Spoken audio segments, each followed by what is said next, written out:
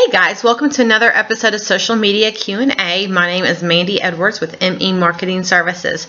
And this week we are talking about local clients. I know a lot of you guys out there are in the social media field and you do have local clients, and then some of you are local businesses that use a local social media manager to handle your social media. The question that was posed to me is, if you are handling a local business for social media, how often do you need to pop in and check on them, and what is expected when you do?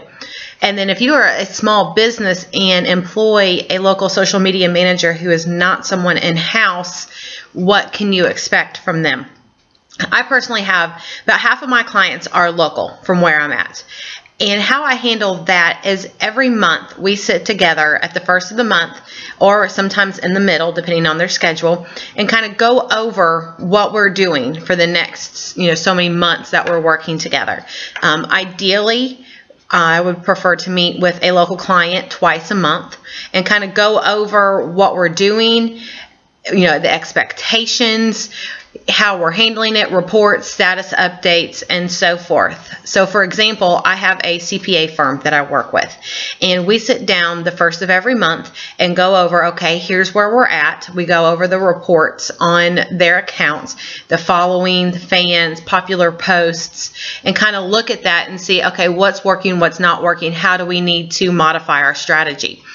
And then we meet up usually in the middle of the month just as a checkpoint, just to see how we're doing. It can be just a simple phone call. It can be an actual face-to-face meeting. But we kind of talk over, okay, here's what we're doing. This is still working. Or let's kind of look at doing something different the next month. My background is advertising sales, so I was used to always popping into businesses every week, saying hi, checking on them. But with social media, because it is all very online, you're not having to go into the business every day. I have found that with my local clients, it's best to kind of set up face-to-face meetings, once or twice a month, just to kind of go over where you're at, what you're doing, and if you need to tweak anything.